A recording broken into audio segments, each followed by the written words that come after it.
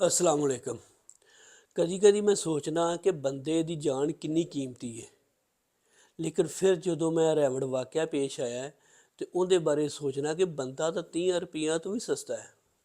साढ़े वास्ते बंदे दी जान 30 रुपया तो भी सस्ती हो गई है। आ इत्थे आ साढ़े रैवड दे कोल दो सक्के भरा काम करके लगे आंदे सन ते उन्हां राह च केले खरीदन लगे एक रेड़ी तो ते 30 रुपया च रौला पै गया। ਤੇ ਉਹ 30 ਰੁਪਈਆਂ ਦੇ ਪਿੱਛੇ ਉਹਨਾਂ ਦੋ ਮਾਸੂਮ ਭਰਾਵਾਂ ਦੀ ਜਾਨ ਲੈ ਲਈ। ਉਹਨਾਂ ਨੂੰ ਬੱਲਿਆਂ ਦੇ ਨਾਲ ਕੁੱਟ-ਕੁੱਟ ਕੇ ਮਾਰਤਾ। ਯਾਨੀ ਕਿ ਸਾਡੀ ਤਾਂ ਜਾਨ ਸਾਡੇ ਇਸ ਮੁਆਸ਼ਰੇ ਦੇ ਵਿੱਚ 30 ਰੁਪਈਆਂ ਤੋਂ ਵੀ ਸਸਤੀ ਹੋ ਗਈ ਹੈ। ਵੇਖੋ ਅਸੀਂ ਕਿਸ ਪਾਸੇ ਨੂੰ ਜਾਂਦੇ ਪਏ ਹਾਂ। ਗੱਲ ਦੋ ਭਰਾਵਾਂ ਦੀ ਨਹੀਂ, ਉਸ ਪੂਰੇ ਖਾਨਦਾਨ ਦੀ। ਉਹ ਦੋ ਤਾਂ ਮਰ ਗਏ, ਲੇਕਿਨ ਜਿਹੜਾ ਪਿੱਛੇ ਪੂਰਾ ਖਾਨਦਾਨ, ਉਸ ਪਿਓ ਦੇ ਬਾਰੇ ਸੋਚੋ ਜਿਹਨੇ 1 ਰੁਪਈਆ ਪੂਰਾ ਕਰਕੇ ਆਪਦੇ ਉਹ ਬਾਲਾਂ ਨੂੰ ਜਵਾਨ ਕੀਤਾ। ਉਸ ਮਾਂ ਦੇ ਬਾਰੇ ਸੋਚੋ ਜਿਹਨੇ ਪਤਾ ਨਹੀਂ ਕਿਸ ਤਰ੍ਹਾਂ ਪੂਰਾ ਕਰਕੇ ਉਹਨੂੰ ਜਵਾਨ ਕੀਤਾ ਕਿ ਬੁੱਢੇ ਬਾਰੇ ਜਿਹੜਾ ਨਾ ਸਾਡਾ ਸਹਾਰਾ ਬਣਨਗੇ। ਤੇ ਉਹਨੂੰ ਉਹ ਦੋ ਭਰਾਵਾਂ ਨੂੰ 30 ਰੁਪਈਆ ਦੇ ਪਿੱਛੇ ਜਿਹੜਾ ਨਾ ਕਤਲ ਕਰਤਾ, 30 ਰੁਪਈਆ ਦੇ ਪਿੱਛੇ ਮਾਰਤਾ। ਉਸ ਭੈਣਾਂ ਦਾ ਕੀ ਬਣਦਾ ਹੋਏਗਾ ਜਿਨ੍ਹਾਂ ਨੂੰ ਮਾਣ ਸੀ ਆਪਦੇ ਭਰਾਵਾਂ 'ਤੇ। ਤੇ ਉਹ ਇੱਕ ਭਰਾ ਆਂਦੇ ਨੇ ਸ਼ਾਦੀशुदा ਸੀ। ਉਹ ਬੱਚੇ ਕੀ ਸੋਚਣਗੇ ਸਾਡੇ ਇਸ ਮੁਆਸ਼ਰੇ ਦੇ ਬਾਰੇ ਕਿ ਜੇ ਵੱਡੇ ਹੋ ਕੇ ਇਹ ਸੋਚਣਗੇ ਕਿ ਸਾਡੇ ਪਿਓ ਨੂੰ 30 ਰੁਪਈਆ ਦੇ ਪਿੱਛੇ ਕਤਲ ਕਰਤਾ। ਅਸੀਂ ਕਿਸ ਪਾਸੇ ਜਾ ਰਹੇ ਹਾਂ? ਸਾਡੇ ਦੇ ਵਿੱਚ ਇਨਸਾਨੀਅਤ, ਸਬਰ ਖਤਮ ਹੁੰਦਾ ਜਾ ਰਿਹਾ। ਸਾਨੂੰ ਇਹ ਸੋਚਣਾ ਚਾਹੀਦਾ।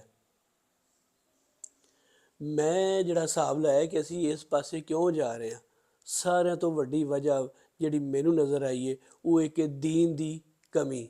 ਅਸੀਂ ਦੀਨ ਤੋਂ ਪਾਸੇ ਹਟਦੇ ਜਾਂਦੇ, ਦੀਨ ਤੋਂ ਦੂਰ ਹੁੰਦੇ ਜਾਂਦੇ। ਸਾਡਾ ਦੀਨ ਤਾਂ ਨਹੀਂ ਇਹ ਸਬਕ ਦਿੰਦਾ ਹੈਗਾ। ਸਾਡਾ ਦੀਨ ਤਾਂ ਜਿਹੜਾ ਹੈ ਨਾ ਉਹ ਦੁਸ਼ਮਣ ਨਾਲ ਵੀ ਪਿਆਰ ਕਰਨ ਦੀ ਸਬਕ ਦਿੰਦਾ ਹੈ। ਅਤੇ ਅਸੀਂ ਆਪਦਿਆਂ ਨੂੰ ਹੀ ਕਤਲ ਕੀਤੀ ਜਾ ਰਹੇ ਹਾਂ, ਉਹ ਵੀ ਚੰਦ ਪੈਸਿਆਂ ਦੇ ਵਾਸਤੇ। ਦੂਜਾ ਸਾਡੇ 'ਚ ਇਨਸਾਨੀਅਤ ਖਤਮ ਹੁੰਦੀ ਜਾ ਰਹੀ ਹੈ। ਆਂਦੇ ਨੇ ਬੰਦੇ ਅਤੇ ਇਨਸਾਨ ਦੇ ਵਿੱਚ ਫ਼ਰਕ ਸਿਰਫ ਔਰ ਸਿਰਫ ਇਨਸਾਨੀਅਤ ਦਾ। ਅਗਰ ਇਨਸਾਨੀਅਤ ਬੰਦੇ 'ਚੋਂ ਖਤਮ ਹੋ ਜਾਏ ਤਾਂ ਬੰਦਾ ਜਾਨਵਰਾਂ ਤੋਂ ਭੈੜਾ ਹੈ। ਇੱਥੇ ਤੁਸੀਂ ਵੇਖੋ ਕਿ ਮਾੜਾ ਜਾਨਵਰ ਜਿਹੜਾ ਹੈ ਨਾ, ਉਹ ਕੋਈ ਤਗੜਾ ਜਾਨਵਰ ਮਾੜੇ ਜਾਨਵਰ ਨੂੰ ਪੈ ਜਾਏ ਨਾ ਅਤੇ ਉਹ ਅੱਗੋਂ ਡਿੱਗ ਪਵੇ ਅਤੇ ਉਹ ਜਾਨਵਰ ਹੀ ਛੱਡ ਦਿੰਦੇ ਨੇ। ਲੇਕਿਨ ਅਸੀਂ ਤਾਂ ਡਿੱਗੇ ਪਿਆਂ ਨੂੰ ਬੱਲੇ ਮਾਰੇ ਨੇ, ਡਿੱਗੇ ਪਿਆਂ ਨੂੰ ਮਾਰਤਾ ਹੈ, ਮਰੇ ਪਿਆਂ ਨੂੰ ਮਾਰਦੇ ਰਹੇ ਹਾਂ। ਕਿੱਧਰ ਗਈ ਸਾਡੀ ਇਨਸਾਨੀਅਤ? ਕਿਸ ਪਾਸੇ ਨੂੰ ਜਾ ਰਹੇ ਹਾਂ? ਬਰਦਾਸ਼ਤ ਹੀ ਖਤਮ ਹੋ ਗਈ ਸਾਡੇ ਵਿੱਚ। ਨਾ ਸਬਰ ਰਿਹਾ, ਨਾ ਬਰਦਾਸ਼ਤ ਰਹੀ ਹੈ। ਕਿਸ ਪਾਸੇ ਨੂੰ ਅਸੀਂ ਜਾ ਰਹੇ ਹਾਂ?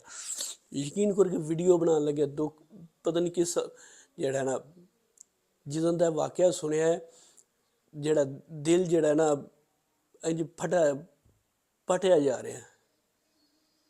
ਵੇਖੋ ਕਿ 30 ਰੁਪਈਆਂ ਦੇ ਪਿੱਛੇ ਯਾਰ ਦੋ ਮਾਸੂਮ ਜਿਹੜੇ ਨੇ ਭਰਾ, ਕੀ ਉਹਨਾਂ ਦੇ ਘਰ ਦੇ ਵਿੱਚ ਕੀ ਗੁਜ਼ਰਦੀ, ਕੀ ਮਾਂ ਪਿਓ 'ਤੇ ਗੁਜ਼ਰਦੀ ਹੋਵੇਗੀ। ਅੱਛਾ, ਤੀਸਰਾ ਹੈ ਕਿ ਸਾਡੇ 'ਚੋਂ ਰੱਬ ਦੀ ਖੁਦਾ ਖੌਫੀ ਖਤਮ ਹੋ ਗਈ ਹੈ। ਕਿਉਂਕਿ ਸਾਨੂੰ ਕੋਈ ਡਰ ਹੋਏ ਨਾ, ਕੋਈ ਰੱਬ ਦਾ ਕੋਈ ਡਰ ਹੋਵੇ, ਕੋਈ ਰੱਬ ਦਾ ਕਾਨੂੰਨ ਦਾ ਹੀ ਡਰ ਹੋਵੇ ਕਿ ਕੱਲ੍ਹ ਨੂੰ ਸਾਨੂੰ ਵੀ ਸਜ਼ਾ ਹੋਏਗੀ, ਸਾਡੇ ਨਾਲ ਵੀ ਇਹ ਹੋਏਗਾ। ਵੇਖੋ ਨਾ, ਸਾਡਾ ਦੀਨ ਤਾਂ ਇਹ ਹੈਗਾ ਨਾ ਕਿ ਇੱਕ ਇਨਸਾਨ ਦਾ ਕਤਲ ਪੂਰੀ ਇਨਸਾਨੀਅਤ ਦਾ ਕਤਲ ਹੈ। ਅਤੇ ਜੇ ਸਾਨੂੰ ਕੋਈ ਰੱਬ ਦੀ ਖੁਦਾ ਖੌਫੀ ਹੋਏ ਨਾ ਕਿ ਰੱਬ ਨੂੰ ਅਸੀਂ ਕੱਲ੍ਹ ਨੂੰ ਜਾ ਕੇ ਜਵਾਬ ਦੇਣਾ, ਅਤੇ ਅਸੀਂ ਕਦੀ ਵੀ ਜਿਹੜਾ ਹੈ ਨਾ ਇਹ ਕਦਮ ਨਾ ਚੁੱਕੀਏ। ਅੱਲਾਹ ਪਾਕ ਸਾਨੂੰ ਸਾਰਿਆਂ ਨੂੰ ਮਾफ़ ਕਰੇ। ਅਤੇ ਜਿਹੜਾ ਹੈ ਨਾ ਉਹ 30 ਰੁਪਈਏ, ਵੇਖੋ ਕੀ ਕਹਿੰਦੇ ਨੇ, ਪੈਸਾ ਤਾਂ ਹੱਥ ਦੀ ਮੈਲ ਹੈ। 30 ਰੁਪਈਏ ਵੀ ਆ ਜਾਣੇ, 30 ਲੱਖ ਵੀ ਆ ਜਾਣਗੇ, 30 ਕਰੋੜ ਵੀ ਆ ਸਕਦੇ ਨੇ, ਲੇਕਿਨ ਨਹੀਂ ਆਉਣਾ। ਤਾਂ ਜਿਹੜੇ ਚਲੇ ਗਏ ਨੇ ਉਹਨਾਂ ਨਹੀਂ ਆਉਣਾ ਹੈਗਾ। ਅਤੇ ਅੱਲਾਹ ਪਾਕ ਸਾਨੂੰ ਸਾਰਿਆਂ ਨੂੰ ਮਾफ़ ਹੀ ਕਰੇ ਅਤੇ ਸਾਨੂੰ ਸਾਰਿਆਂ ਨੂੰ ਜਿਹੜਾ ਨਾ ਹਦਾਇਤ ਦੇ।